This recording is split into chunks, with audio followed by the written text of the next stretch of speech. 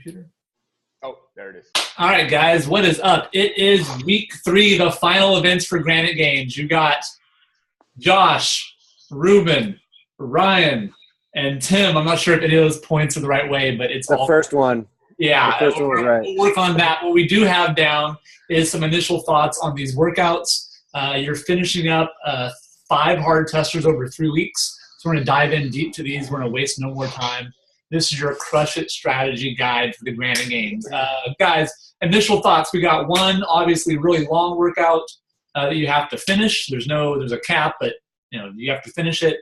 The other one is an AMRAP that's going to look like it's going to be pretty nasty on the shoulders. What are your first thoughts on 4 and 5?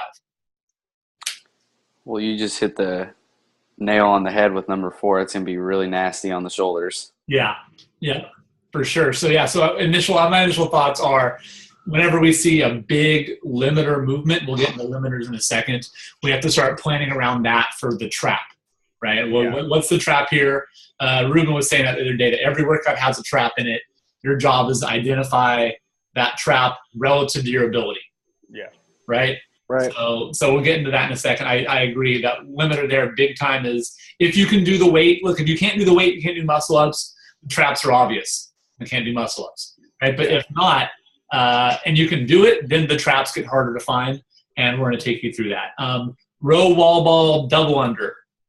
That's a lot of reps there. What do you guys think? It's going to be our marathon runners. Pretty much going to be like a marathon, a functional fitness marathon. I think it's going to be around. I think the majority of the people are going to be over 20 minutes. I think our top guys are going to be around 17, 18, 19. I don't know. It's kind of hard to predict because some of these guys, each week I get blown out of the water from some scores. I'm like, oh, it's going to be an 8-minute, and people come out with 4 minutes. I'm like, whoa. Yeah, I'm like, did you do the entire WOD? The whole thing, you can't just stop when it gets hard. And they crushed it. Teen weight? Or yeah, who would do? Yeah, some people are doing the teen weights. It's crazy. But part of it, I think, also with that, it's a lot of reps. I'm calling 13 on that. I'm calling 13. People are getting fit. Yeah. Wow. How'd you come up with that number? Me, 13. I love that. Here's how I came up with it: is I think it would probably take 16, right? But it's going to be, they're going faster than we think, so it's going to be 17. So that's how I kind of came up with that. Yeah. I'm on a little delay. It's all good. Well, let's dive in now. I think I'm back live. Workout 1. Which do you think you should do first of these? Yeah, it depends on the kind of athlete you are. You were saying earlier, if you struggle with aerobic, you have to think about what these workouts are going to do to you, when you're going to do them, how long you're going to have to recover to repeat if necessary, because Monday's your deadline, and as they get released on Wednesday, you have Thursday, Friday, Saturday. You have to plan that correctly. So it just depends on. So if you were balanced, Josh, let's say it's a person's pretty even down the middle, which would you recommend them to do first? If I would go with workout 4 first, because of the shoulder issue. I think you want to be as fresh as possible for that one. That one's going to be heavy on the shoulders, especially for those shoulder overhead. Yep. Yeah, I agree. Yeah. And what about if you're someone who's if you have a specific limiter? Well, let's say shoulder workouts your jam, like Ruben's good at shoulder stuff, good at the shoulder overhead, good at muscle ups, right? And let's say he's in 35th place, just outside of qualifying, but maybe the aerobics one is harder. Would you still have someone do the shoulder one first and crush that one and then deal with the aerobic? And look, it's aerobic muscle endurance, not just aerobic. It's aerobic with 100 wall ball. Would you then have them do the wall ball one first on Friday or Thursday, muscle up Saturday, and then redo probably aerobic again Monday? I would look at it from a different standpoint. I would look at it more as which workout's going to reward me the most. Yeah. Right? Which one can I especially if I'm sitting 35th and I need 5 more spots, which one's going to be more of a separator? Like, for example, last week we identified that the deadlift and burpee one wasn't really much of a separator, because if you got 2 more reps, you really weren't gaining that much more Right. room. But if you got like, for example, the total bar one, if you got 7 minutes or if you got 10 seconds more, that separated you from a whole lot more people, So I think I would go with the higher skilled one because I think that one requires more strategy. It requires a little more skill. And I think you'll benefit more from doing it the first time and then redoing it because you'll learn something from the first time. The second one, the wall ball one, I think it's more of just a pacing game. And I mean, I don't know about you guys, but I don't want to go do a 20-minute workout twice. Yeah. You're saying because you're good at shoulder overhead that's the one that you would pay most attention to. Just kind of play some damage control on the other one, being that you're going to probably repeat the one you're good at as you gauge it and sort of plan for it better the next time. Yeah, I mean, I wouldn't really do it because what I'm good at, I'll do more because of which workout is going to help me. Where can I benefit more from a second attempt? Right. And where can I actually develop a better strategy from the first event? Because I mean, for the second one, if you look at it, like I said, it's just wall balls, burpees. Don't go too deep on the wall balls. Yeah, wall ball. And so you're not really going to learn too much from a second event. Yeah, and the double hard unders. To improve by 2 minutes on that workout. It's really in rowing. Right. Yeah, it's going to be hard to improve on that workout. I mean, the first one you could play around so much more stuff. Yeah, like drastic improvement. I don't think that's going to happen. Versus the first attempt, you broke up twice. That's going to be maybe like a 5 to 10 second difference. You know what I mean? It's not going to be much of an improvement. But on the first one, say the first one I tried to go unbroken on the muscle ups. Yep. And I totally kind of, shit the bed on that one. And I totally just gassed out, red line by the second round. I'll benefit more if I had a different muscle up approach or different shoulder to overhead approach in the second attempt. So that, I mean, I think I'll get more of a benefit from it. I totally agree with that. Right. Because you can add an extra round on that workout. If you just hit failure on muscle ups or something, or you shoulder overhead, you break up too many or not enough. And now it's too many extra cleans or not enough, right. That's around there because it's a relatively shorter workout compared to the other one. And on the higher scale, not crazy big, I think people are going to overreach on that one. And that's going to be what you said, that learning process. There's more learning in the short term with the shoulder to overhead muscle up versus obviously a lot of learning for long aerobic pieces, but over 2 days, like run 3 miles, rest 3 days, run 3 miles. It's hard to PR by 5 minutes. Yeah. Right. So like on that one, the reps become more valuable than increasing by a couple seconds time on the other workout. Oh yeah. I think rep workouts always are more valuable. Yeah. No, I agree. Yeah, for sure. So let's dive in. So if we think muscle up, shoulder to overhead, burpee box jump over, is going to be your probably best chance to go first and to repeat again. Let's talk about prep for the WOD. We're saying big shoulder heavy, higher on the skill side for this event, as we've seen. So for prep for the workout, what are initial things that we should start doing? Well, we got to think about food and when we eat last and what it is. I think that's the most important. So for this type of workout, it's, let's say CP skill and, not high CP, but it's going to be more on that relative workouts, right? Plus skill. It's not going to be lactic. It's going to be a hard one to turn lactic, I think, right? You can do 12 rounds of this maybe in your event. Maybe Matt Frazier can do that. I think most people can't turn this workout lactic. You can make it lactic if you go balls to the wall in the first workout. Get lactic real quick. Right. Yeah, exactly. Yeah. So if it is that, so then what's good fueling for these people? Well, what are your thoughts when it's a workout like this? Definitely carbs. Yep. Always fuel with carbs. So I would say carbs probably the same approach as last week for the total bar one. Similar. Right. It's going to be the similar times. Beta-alanine? Beta-alanine for sure. Yep. Yeah, I agree. And about how far out should those people want to eat before they do that? Yeah. What do you think? So the other thing too with fueling before workout is the last thing you want to have is something solid in your gut trying to process, because then all your blood's going to go to your gut and not to the muscles for recruitment. right? So you want to have some sort of liquid, liquid, either protein and carbs, maybe an hour before, 45 minutes before. So you can use those for fuel, not have like a bagel or something like that in your gut, Go to Mike's Subs and just have sitting there. And hit a 12-inch like an hour before.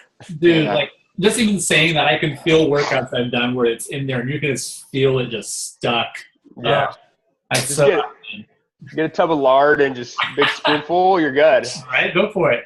Hey, you can actually process that better than the old bagel. So, so I agree. About 2 hours, maybe 2 to 3 hours before, some carbs in that nature, and then some pre-workout, whatever, to limit muscle pump. Beta-alanine wants to reduce the pump on stuff is going to be good if you know how to use it. If not, your skin's going to crawl and you're going to be uncomfortable. First time you use that, you're like, all nuts, right? Movement prep. What's movement prep do we need to look at for this one? I'm saying good blood flow overall because we're going to localize muscle fatigue. That's always my go-to with that. What do you guys think specifically for prep mobility? Shoulder mobility, and even kind of working your way up to some heavy doubles of some shoulder overhead just to kind of get that going. I like some wall balls. Not wall balls, wall walks. Yep. I mean, just get the shoulders going. A lot of blood flow in there. Yeah. I agree. Dumbbell push press, any of that stuff. I do like the idea of working up on a workout like this that's higher skill with like a double, 70%, something like that, shoulder overhead. Get the CNS smoke, right? If you're kind of too groggy in this one, that's not on the rope. You can go in groggy and you're fine. Right. Yeah. So I think you want to be, again, not like you're going to do a 20-second max sprint on the air, but you're going to be like, all right, come on, let's do this today, and I got to be on, and I got to make every move count, right? Yeah. Right. No reps are not a good thing in this workout. Yeah, I mean, you could definitely over warm up on this one for sure. Say you're trying to warm up your muscle ups and you do way too many muscle ups before the workout starts, and then you're expecting to do another 24 muscle ups if you do 4 rounds, which I would think everybody should be able to get to 4 rounds. Not everybody, top guys. You can't be doing 48 muscle ups before you have to do 24. It just doesn't make any sense. So that's a good question. I was going to ask you, what do you think? Like, if you had to break up into sets of three sets or 4 sets, kind of increasing pace to learn the pace of this workout, what would your rep scheme be like? And would you go through every movement, like 2 muscle ups, 4 shoulder overhead, 6 burpee box jump, or something like that, and then trying to increase pace? I would definitely do like a muscle memory kind of thing where I'll kind of set up my rep scheme. Like, for example, if I was doing this one, I'll probably do it anywhere from sets of 2 to 3 for the muscle ups. And then I'll do 6s on the shoulder overhead. So maybe see how that feels, right? Do 3 muscle ups, 6 shoulder, and then maybe just 8, burpee box jump overs. As if that would be your breakup pace for the workout. Yeah. Just so my body starts getting used to those movement patterns. Like, okay, after I do this, it's going to feel like this, then it's going to feel like this. And then maybe I'll jump, if I think my limiter is going to be the muscle ups, maybe I'll jump up and do 1 extra muscle up at the very end from that transition from the burpee box jumps to see if I'm able, how much rest am I really going to need before I attempt another muscle up. I think it's a good idea to always, in your warm-up, especially in tougher workouts, it's harder on the row one to do this, but if it is a workout that you've got to break up, to go through and do a set through or a couple sets at what the breakup pace is going to be. Meaning, if you're 6 muscle ups, I'm going to do 3 and 3, and then shoulder overhead, I'm going to do 4, 4, 4. And good. So can you do 3 muscle ups into 4 shoulder overhead into some burpee box jump overs with maybe air bike first or something? And are you doing that and you're like, oh, that felt great, or are you like, oh wow, okay, that's too much, I did it fine, knowing that's you fresh. If you can't do that fresh, being get it. That's way too much. Right. Last thing you want is first round you're going, I'm like, oh, that was too deep. This is about to suck. When you start this, mulligan. That's one of the things I want to talk about too, because we always think about this as coming off and sprinting right away. But if you ever do a workout and you go it's 10 minutes and it's the rounds start to cycle fast, and you're you do 2 rounds or 1 round, you look at the clock and you're man, 9 minutes left or 8 minutes left, you went too deep in the beginning. Yeah, that's a good way to know if you went too deep is if you ever have to look up at the clock and be like, man, I still have 9 minutes out of this 10-minute AMRAP. Right. You know what I mean? That 1 minute, it was probably a little too fast. Yeah, exactly. Yeah, right. I totally agree with that. Let's see. So limiters, shoulders, warm up. I'm saying maybe in the 20 to 30 minute, like kind of like actual, like the warrior getting warm. The prep stuff for sure. First getting mobility done. Maybe there's 20, 30 minutes of that. 20, 30 of specific, not like 40, 50. That's way too much. Maybe even closer to 20. I'd say shorter on this one because it is going to be a little more of a high power workout. Yeah. Energy for that. So yeah, going through that and really not like you're going to burn out on muscle endurance on this one for most of it, right? 155. A lot of people in the top 100 could do 10 or 12 unbroken shoulders overhead at 155, like warm up. Yeah. Right. But mid WOD, that's where we're looking at here. How are we planning for the end to be able to hit this one to get 4+ rounds where we know that it's going to be the limiter is going to be 2 or 3 reps is going to be the break point on the scoring. Yeah. Right. A couple more burpee box jump overs will matter a lot, I think, or one more muscle up. So. And you got to think the only one that you could really separate yourself with as far as movement wise is cycle time. I think it's the shoulder overhead. If you like, for example, if you're finishing 4 rounds and you're able to get through the muscle ups and then get to the bar, I think that's going to be the only time that it's going to be a huge separator. But if it's burpee box jumps, no matter how at the end of the workout, your burpee box jump is going to take you about 5 seconds per. You know what I mean? Because you're going to be huffing and puffing. Muscle ups, you're not going to get fast cycle rate at all. No, not at all. So I think that's kind of something to think about. I agree. I also think that you're probably going to break muscle ups up for most people. We'll have either a break there or on shoulder overhead, probably both. I'd recommend both unless you're just such a G at one of them. Like you can do 20+ muscle ups unbroken and you recover well. Maybe then you can do 6, but that's that's not a lot of people.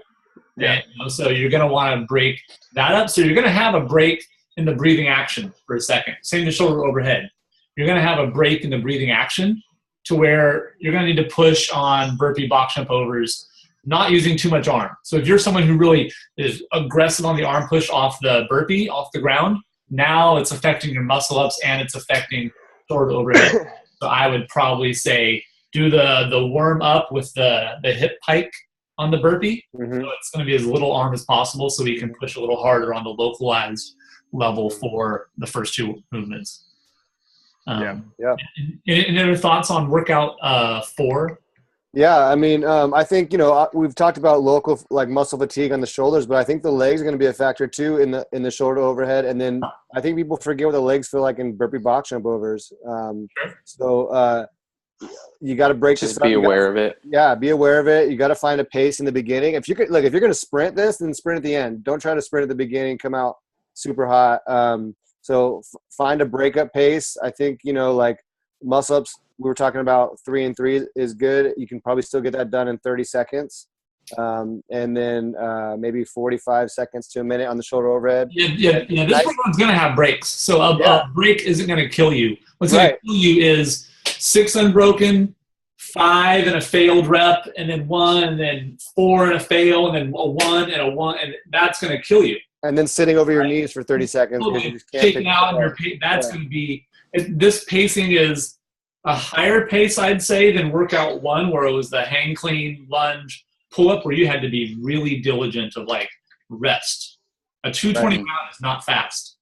Right? You had to be really – got hard. You couldn't keep that for round 5. Really hard. This one's higher pace than that, but a lower pace than, let's say, deadlift burpee, which was like you're up here and just – how long can you gun it there? And whoever could gun it that level got plus rounds, right? And if you do 2.5 minute rounds here and then be able to kind of push at the end and speed that up slightly, you're going to get 4+ rounds, Right. I agree. Final thoughts on this one, you guys? What are your predictions for top tier score is going to be where should people aim for a top tier score? I think realistically for say a top 100 score is going to be 4+ rounds. Yeah. I think those insane scores that we've been seeing is probably going to be 5. Yeah, someone's going to hit 5. I think Someone's so. going to hit 5. Yeah. I think so. I think top 4, if you get into burpee box jump overs on 4 is good. Those just take, like you said, so long. And if 5 rounds is 70, 5 reps of that? Yeah. 60 reps, something like that. It's crazy. So at 5 seconds a rep, if you're consistent, that's 3 minutes of just that part alone. Yeah. Probably get 34 on that. So I think if you have hopes of qualifying, and going to Minnesota, I think you have to get 4 rounds. Gotcha. Oh yeah, I agree. Yeah. 4 rounds. Yeah, I agree. Cool. Workout number 5, the finisher, the row double under wall ball workout. Got a little bit of a descending score here on the stuff. So 180 wall ball, it looks like. Yeah. The dubs are there. A couple hundred dubs now are pretty negligent for people. I don't think it's just going to be an extra breathing piece. Yeah. May rev people up. And then rowing. So it out to me on this is on paper, there's really no clear stop where muscle up, shoulder overhead right away. We're like, oh, here, that there's no defined kind of break point, which means that's the sneaky part, right? People are going to go too hot on wall ball, too hot on the row, and got it on the dubs, and then so it's going to be a pacing mess for a lot of people. That's the first thing I think of when I see it. Yeah, I just think that you got to be hyper aware of how you're feeling going through this, and you don't want to get to like what people call like that red line, like ever in this, and just be really aware of like how you're feeling on the wall balls, your pace on the row. I think what are things you'd want to look out for on the wall ball, Ryan? I agree. I mean, sometimes for most people 80 now is it's really not too much, but you got 180 in total. Yeah. So you might come off the row thinking, 60 is not too bad. You go a little too hot on the row and then try to knock out a fairly big set on the wall balls, and you're going to implode from that point out. So just you really do have to know your limiters and leg endurance on something like that, and really just be hyper aware of how you're feeling when you get to the wall balls after the first row. Right. Yeah, spot on. So let's start at the top. Fueling and for this workout, for a long aerobic muscle endurance piece, what are your guys' thoughts on fueling for this one? Same thing. You want to definitely carb it up. You're gonna need it. Couple hours before, same thing, and nothing processing too heavy in the gut for that, and have some carbs and some glycogen stores to burn. Right? Yeah. That's that's so many CrossFit workouts out there. So if you're watching this, a lot of stuff's going to fall into that area of fueling. If it's not, that's where you have to really look out. Like deadlift burpee. It's not. That's where you go. It's gonna suck. It's not going to be great. But other ones, I'm actually hoping it's something that you can carve up a couple hours before. So, okay, I think it's the same thing there. WOD prep, movement prep, issues, local specific issues in the prep. What do you guys think getting people ready? Get ready for this. Yeah. I think for warm up wise, because you always want to get the blood going, I would stay away from the rower. Yes. Probably not do a 10-minute, 15-minute row before you have to do a bunch of calories. So probably use a salt bike or maybe some running. What I'm gonna have my guys do is I'm gonna have them do a variation of salt bike and running. Perfect. Maybe start them off with like a little bit of rowing, maybe like 2 minutes of rowing, and then the rest of the 10 to 15 minutes, however long, I'm gonna have them either transition from rowing or from running to a salt bike for their initial warm up. But yeah, I mean, last thing you want to do is lower back out before you have to do all that rowing. Right. I agree. What about the athletes that are maybe a little more powerful in this one? That are stronger guys that want to come out, and they come out hot. And as much as you talk to them and hear us talk about pacing. Yeah. Every workout has a pace. What's your either strategy or advice on the warm up, right? Because if we're telling them mid workout, it's almost too late. Hey, slow down. That means they went too fast. So we're going, all right, how do we get them in the right state to physically and mentally carry out the strategy? you definitely want to get them tired before. They should be huffing and puffing before they even start the workout, just so they can start off at a good pace. Especially if they're powerful rowers and they're really good rowers, they're gonna be able to row at the pace you want them to row and be able to catch their breath. Yeah. You know, like if normally they row, like say for this workout, they could row like calorie standpoint, they're like hitting 1800 every time, right? Yeah. You probably don't want them to go 1800 from the get-go. You probably want them somewhere around 13 or 1500. So how do you get them to start there? Is you get them really tired before you get so you damp them. Yeah, I think so. The dampering's a big idea for these guys. We got to get them to downshift. Some people naturally downshift well from training. If you're doing good aerobic training in your program, hopefully you're learning different pacings and different systems and how to do that with like monostroke movements like rowing and bike and running, and with mixed movements. That takes time. If they're not there yet, we've got to kind of like give them a little bit of a Charlie horse in the leg to get them to slow down some, right? Yeah. Yeah. And you talked about the kind of athlete too. Like I think, you know, you have this powerful, strong athlete that's going to be good at the row, but I think this is any athlete kind of workout as well, as far as not being a high skill type of thing. You can grind through this one if you have a motor. You don't have to be the most efficient in your movements or like have like the cleanest shoulder overhead like you would in workout 4. You can kind of grind through this one. Being an athlete. I mean, shorter obviously is going to be tough for the wall balls and the row. It has to be a tougher one if you're shorter for the row and the wall ball. You better have good muscle endurance. So, but back to kind of the priming, good blood flow. I think this workout can take a while. If you want to warm up, I think it can take 30 minutes of different stuff, because it should be getting them to be in that pacing kind of mindset, pacing frame that we're here. And just you're going to be sitting there and you're going to work. Let's see. What other notes do we have for this one when we saw it? What pace would we want to, again, on the specific prep, building them up? We know you're going to have to break up wall ball for most people, right?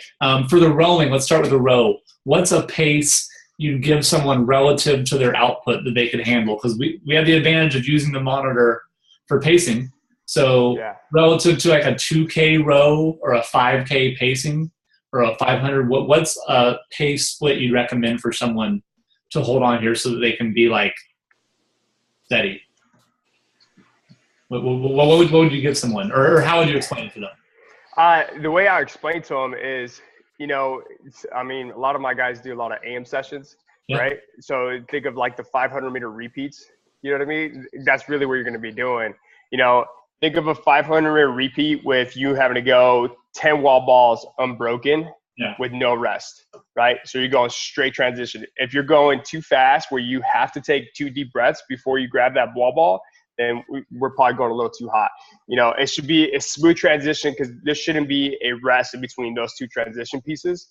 You know, kind of like what we talked about before, you know, before we jumped on call was, you know, when you're rowing at a 2-minute pace split time and a 155 or 150, your time, your energy output is so much more. You know, so say if I'm doing 500-meter repeats at a 2-minute split, I'm gonna be able to sustain that for a longer period of time. Now, if I do that for a 155 split, I'm not gonna be able to sustain it as long as that 2-minute split. But in reality, it's only 5 seconds. So the reward is not that high. You know, so this is the trap. You know, like we talk about the trap. The trap is in the rower in this one. Yeah, I think so. What were we gonna say, Ryan, about that? No, I was going to say I agree. I mean, there's not much reward getting off the rower 10 seconds faster. Yeah, so you're going to spend 10 seconds hunched over before you pick up the wall ball anyway. Well, you're gonna break up the wall ball, right? And the wall ball, I'd say we want what's the highest consistent set you can handle, right? So if you can do 5s, I can do 5s too. I'm not going to Minnesota to compete, right? Right? Can you hold 40? You probably can't do 40 all day without like a huge break, without it being like a rest. Do max wall ball, rest 5 minutes, right? Like that type of thing. So what's the most you can hold within that aerobic power range? And for a lot of people, it'll be in that 15 to 20 on the more powerful side, I think. The lower side is going to be 8 to 15. I think if you're not great at that type of skill yet. And that's okay too, as long as your breaks are 3 seconds. If you can, you know, if you can break short, there's nothing wrong with sets of 10. You know? Yeah, right. Yeah, what you want to avoid, right, is 10, 10, 4, 3, 1. Like you don't want that, or 25, 15, because you have 180. That's a lot of wall ball, right? That's because if you do the math too, say you do 20 unbroken wall balls, right? But then it takes you 15 seconds, almost 10 seconds to rest in between. That guy that's going slow and steady, doing those 10s and doing like a 3 to 2 second rest, or just dropping the ball and just catching a quick breather, letting their arms hang, and then going back at it, he's gonna pass you over. You know, and you went so much longer. Like we talk about, it's like swimming. You know what I mean? Like when you're swimming, you're doing like 2 strokes and then a breath. Instead of, you know, that's the 10-second approach. When you go 20 or 30, you're going a whole 25 meters without breathing. And then you finally get there. Yeah, you got there faster. Good job. And now you're going to have to breathe. You know, you can't sustain that back and forth. Right. You know, unless wall balls is your jam. And, you do 20 on the reg. You know, you wake up in the morning, you do 20, 5 sets. Then, you know what I mean? That's your jam. Do it. Exactly. If so, then you're crushing it, right? Because the row should be high pace, but not fatiguing, like you said. Don't try and squeeze out an extra 1 or 2 cows to rest seconds, right? What's the highest you can do at an aerobic pace, right? That you can get to wall ball with no transition time and start working, right? That's kind of step one. Then think of wall ball as like almost like an EMOM. Let's say it's for 80 wall ball. You think, okay, to get my time, I need to be in 5 minutes or 4 minutes. So then chop it up that way. You go, okay, I got to get 16 every minute. I need 2 sets of 8. I need 3 sets of 4. I need 1 set of 25, whatever that is. And now you're consistent versus fall off on the row or rest. Oh crap, I got to catch up. Max set wall ball, break, and now I'm no repping. And now you get to the double unders. And if your double unders are poor, now you're doing so much of the jump and the eccentric is quad loading. Now you're fried double time from wall ball and double unders. And the whole thing fell apart. Yeah. Right. I just described me doing the workout. I just pictured like, but that's what happens if you don't pace. Yeah, right? For real though, if someone doesn't pace, they start to combine and it starts to go to crap. It's kind of like, you know, Bill Grunland made a good point. I was watching the regionals and he was talking about why do people sprint? Names dropped. No one hit your toes? Are we good? Was that? You didn't drop anyone's name on anyone's toes, did you? No, I said. I got you. I said Jill. Oh.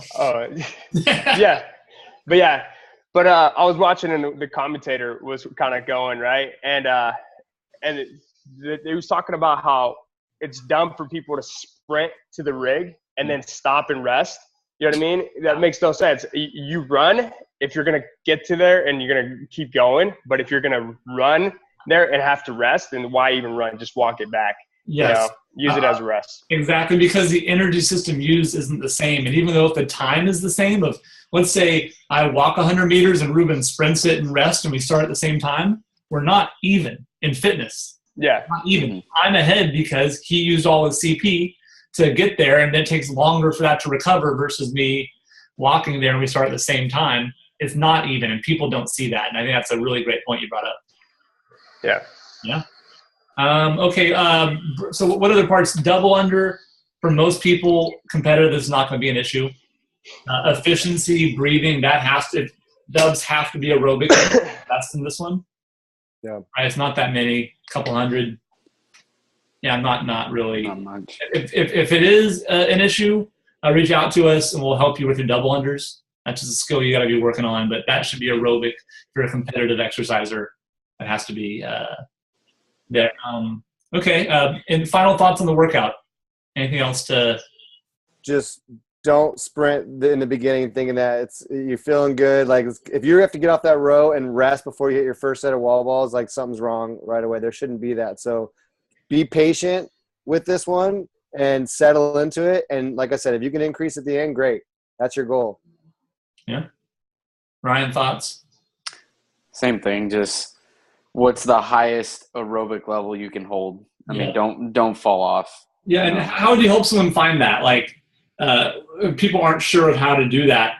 I'd explain it to them like this. Maybe you'll have insights on this too. Let's take it to one extreme. Let's say you row 50% of your 2K pace. really low. You break wall balls up into 5s, really low. That's almost, yeah, you can sustain that for a while. Your score is going to suck. So let's go to 75% and maybe 12 wall ball. Can you hold that? Let's go higher. You're at 95% of your 2K row. And then 25, well, okay, now you got bit, right? Mm-hmm. Where's that range for you? And start at the bottom and slowly go, okay, if I did this, I'd be fine. If I did this, okay, let's do a max 2K row plus unbroken wall ball. Yeah, that's you got burned. So let's back shift. And so find that kind of spot where what's the highest you can maintain. Yeah, this workout's almost long enough too to where you could even like start kind of like backpedal a little bit, start slow, and then start to increase. Like as you notice yourself kind of going like, dude, this isn't that bad. I feel good. Now I can start to increase and really push the pace, and maybe that's the halfway point, and you find a higher gear. Yeah. On that note, though, you don't want to pace it too much. Right. I get that. Like I'm not saying super slow, like at a turtle's pace, but I'm saying like you can back up like slightly a step and go, okay, I know this. That might be more for someone who doesn't know how to pace. Right. Not for someone who does know how to pace. Obviously, don't underpace. But for someone who's like watching is like, I don't know what that means. That may not be a bad way to go. But obviously, if you're getting a top score, you know your gear, you know where you're going to be. Yeah. I think that applies more to someone who, like what Tim was saying, who maybe hasn't found their gears yet and can kind of game it that way. Yeah, you'll have energy for the kick there if you need it versus, going through, because then the reps go bad, your mind goes bad first, right? Once we start getting hit with that, our mind goes, oh my God, you can't do this at X, Y, and Z, right? We start believing that it sounds real. And we start, I got to rest too long. I got to go walk around the gym for a minute. I probably need some water. And this is a workout. You need to be trying to move as much as you can consistently. Yeah. Right? It should be like that the whole way, right? Yeah. Top times, thoughts, guys, girls, times. I think guys will be 17 minutes. I think would be a top time. Well, Josh, top time. I'm going to go guys 16, girls 17. I'm going to say guys around the 16-ish mark and girls 18 or so. Okay, I'm calling guys at 13. We hit all the ranges. Put the fire. Yeah, 13. Good girls at, you know what? I'm saying girls at 14. Guys, 13, girls 14 on this one. I think one person is going to get it in 9 minutes.